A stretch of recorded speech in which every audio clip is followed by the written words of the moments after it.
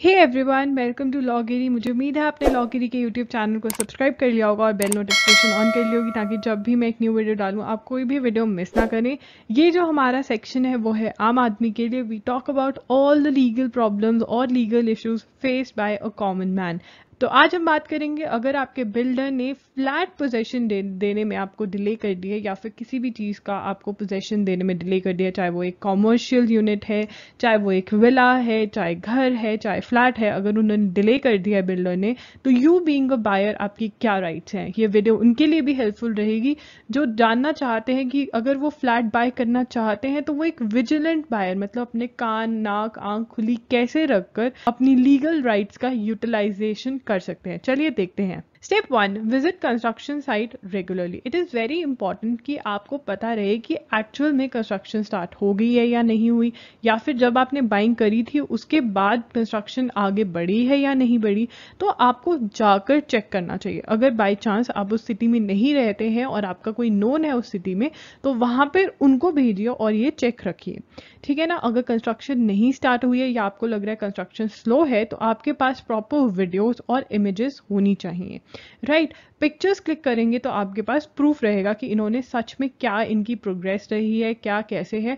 Because आप देखेंगे जब आपके पास पेमेंट प्लान आता है तो बहुत सारे बिल्डर्स आपसे पेमेंट ये कह के लेते हैं कि जब ये बनने वाला होगा या ये बन जाएगा तब हम आपसे पैसे लेंगे। तो आपको पता रहना चाहिए क्या वो चीज़ बन गई है या फिर बिल्डर ऐसे ही आपसे पैसे ले रहा है। बहुत बार बिल्डर क्या करते हैं, वो कुछ भी नहीं बनाते हैं, आपको बोलते रहते हैं हाँ जी कंस्ट्रक्शन हो रही है, बहुत मीठी मीठी बातें करते हैं, और एंड में पता चलता है कि उन्होंने कंस्ट्रक्शन स्टार्ट ही नहीं करी और आपसे पैसे ले लिए। तो आपको ऐसा नहीं करना है, right. Note, keep the pictures saved in your email account because mobiles can get lost. ठीक है। अब क्या होता है, बहुत सारे लोग ऐसे भी होते हैं वो पिक्चर्स क्लिक करते हैं बट मोबाइल में सेव करते हैं, वहां से वो गुम जाती है। तो जब पिक्चर्स क्लिक करो अपने आप को ही वो अपनी ईमेल में सेंड कर लो बिकॉज वो सेव हो जाएंगी, right. Step 2, if any problem send emails to the builder, keep the email safe.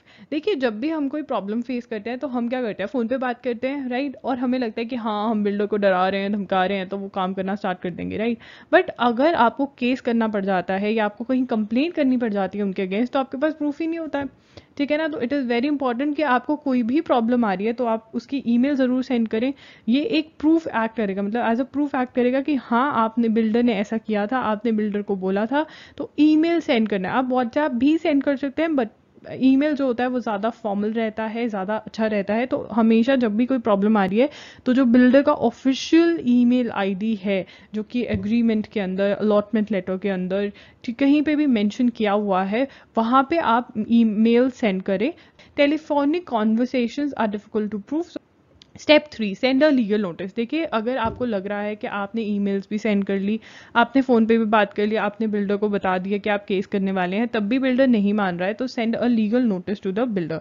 ठीक है। Send a legal notice through an advocate. जो लीगल नोटिस होता है वो एडवोकेट के थ्रू जाता है। जो आप लेटर्स लिख रहे हैं ईमेल के थ्रू या फिर रजिस्टर्ड पोस्ट के थ्रू, वो आप खुद भी लिख सकते हैं।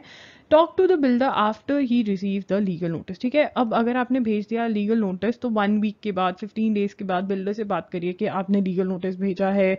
अगर देखिए क्या पता वो कोई कॉम्प्रोमाइज़ पे आना चाहते हो, क्या पता वो कह दें कि ओके फाइन आप रिफंड ले लो, क्या पता वो कह दें कि देखिए हमने कंस्ट्रक्शन स्टार्ट कर दिया है। तो लीगल नोटिस से थोड़ा डराने की कोशिश करिए। If the builder is ready to compromise, make sure to convert the compromise into an agreement. Maybe builder आपको कहे कि देखिए आपने इतने सारे पैसे दिए हुए हैं, ठीक है, मैं ऐसे मान लीजिए आपने 30 लाख या 40 लाख दिए हुए हैं, आप वो कह रहे हैं कि 5 लाख करके मैं आपके पैसे रिटर्न कर दूंगा या कर दूंगी। तो फिर आप एक अग्रीमेंट कॉम्प्रोमाइज के फॉर्म में फॉर्मुलेट करिए और उसके सिग्नेचर्स लीजिए बिल्डर के। एक कॉपी अगर वो रख रहे हैं, एक कॉपी आपके पास होनी बहुत ज़रूरी है, सो दैट आपका यहाँ पे ही काम खत्म हो जाए, राइट। सो दैट आप कहीं और फ्लैट या जो भी कॉमर्शियल यूनिट आप देख रहे हैं वहाँ पे ले सके। अगर आपने लीगल नोटिस सेंड कर दिया और बिल्डर आपको सीरियसली बिल्कुल भी नहीं ले रहे हैं, तो it is time to file a case.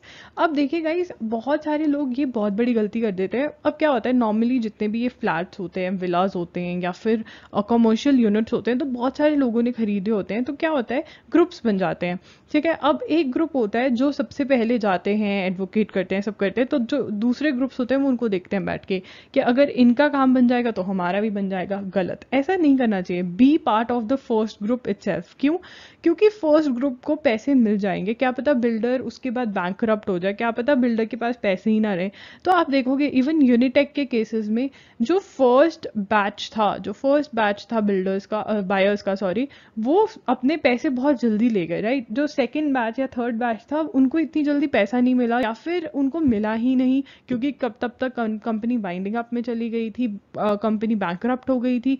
तो इसलिए आपको हमेशा पहले जाके केस कर देना चाहिए अगर सच में प्रॉब्लम लग रही है आपको। बहुत सारे लोगों को ये कंफ्यूजन रहती है, रेरा मतलब रियल एस्टेट रेगुलेटरी अथॉरिटी और कंज्यूमर फोरम, मतलब आपके पास दो चॉइसेस हैं, आप रेरा में भी जा सकते हैं, आप कंज्यूमर फोरम में भी जा सकते हैं। तो हम कैसे चूज करें? देखिए, सबसे पहले तो आप अपने एडवोकेट से ही पूछें कि वो क्या सजेस्ट करते हैं, और आपको डिसीजन लेना चाहिए दो चीज़ों को देखते हुए कि कहाँ पे डिसीजन जल्दी आ रहा है, ठीक है ना। हर एरिया का अपना एक हिसाब होता है कि वहाँ पे रेरा के अंदर जल्दी डिसीजन आ रहा है, कंज्यूमर फोरम पे ऑब्वियसली। तो आप उनके एडवोकेट से पूछिए कि जी रेरा के अंदर जल्दी डिसीजन आएगा या कंज्यूमर फोरम में, नंबर एक। नंबर दो, हायर रेट ऑफ इंटरेस्ट का मिल रहा है। देखिए, आपको इन दो चीज़ों के बेसिस पे डिसीजन लेना है कि आपने रेरा में जाना है, कंज्यूमर फोरम में जाना है। और अगर आप एक कॉमर्शियल यूनिट है तो आप रेरा के अंदर जाइए, ज़्यादा बेटर रहेगा, क्योंकि कंज्यूमर के अंदर it is very difficult to prove that you are a consumer. और अगर कई बार होता है, बहुत सारी फोरम्स है, हर एरिया का अगेन अपना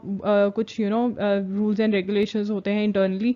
तो कहीं पे वो कह देंगे कि ठीक है, अगर वो लाइवलीहुड के लिए उन्होंने बाय किया है यूनिट तो कंज्यूमर के अंदर आ सकते हैं, बट फिर भी आपको रिस्क नहीं लेना चाहिए। आप एक बार केस फाइल कर रहे हो, तो अगर आपको कमर्शियल यूनिट है तो फिर आप रेरा के अंदर ही जाइए। जब आप केस करते हैं तो आपके पास दो ऑप्शंस होती हैं पैसों को लेकर। वो एक तो आप रिफंड मांग सकते हैं पूरा का पूरा, और दूसरा compensation for delay in possession, कि अगर आप चाहते हो कि नहीं जी मुझे पोजेशन तो 101% चाहिए, पर मेरे को डिले के लिए कॉम्पनसेशन भी चाहिए। जो इन्होंने मेरे से पैसा ले लिया है, जो मुझे रेंट भरना पड़ रहा है, जो कि मुझे तब नहीं भरना पड़ता अगर मुझे टाइम पे पोजेशन दे देते।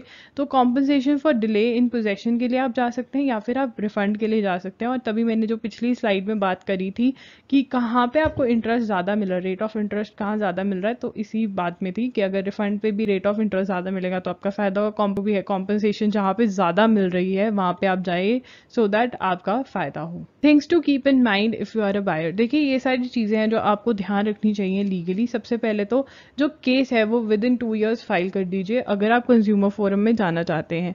देखिए, अब ये जो चीज़ है आप कहोगे कि जी उन्होंने हमारा पोजेशन नहीं दिया तो हर रोज़ का एक्शन हुआ। हाँ, सही बात है, आप कभी भी केस कर सकते हो जब तक वो पोजेशन नहीं देते आपको।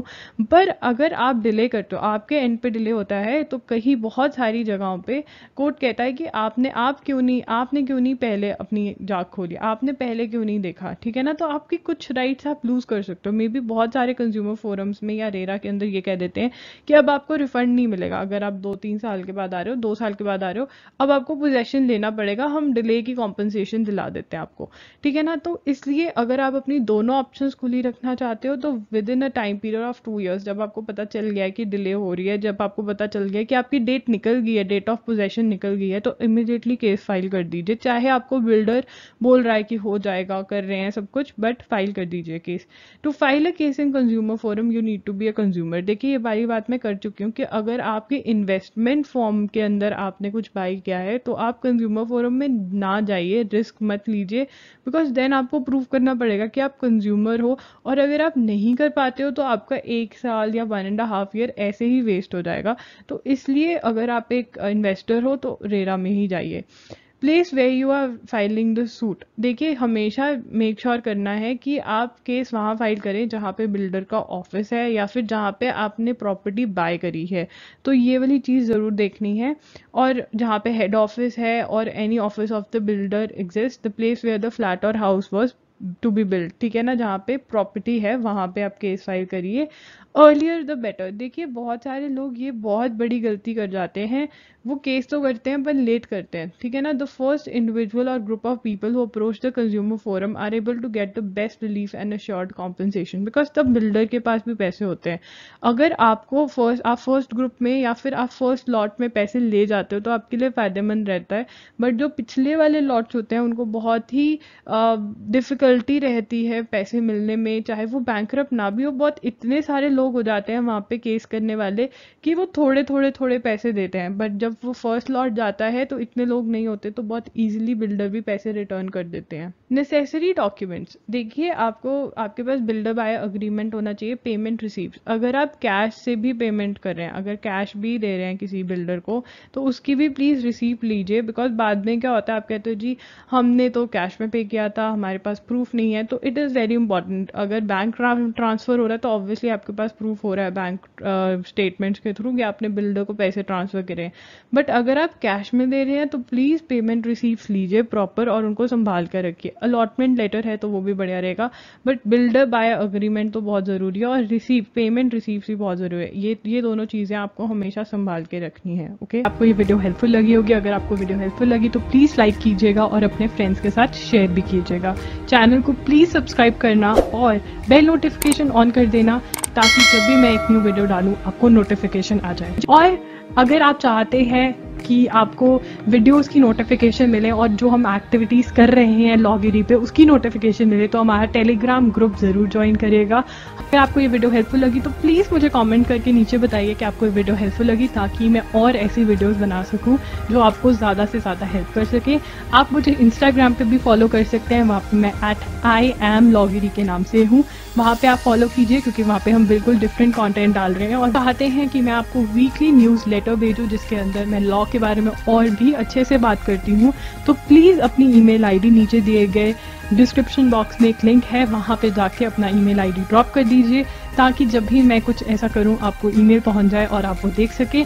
वो मैं यूट्यूब चैनल पे नहीं डालती हूँ, वो सिर्फ मेरे जिन्होंने न्यूज़ लेटर सब्सक्राइब करा हुआ है उनको भेजती हूँ। आज के लिए इतना ही, मिलते हैं जल्द, बाय।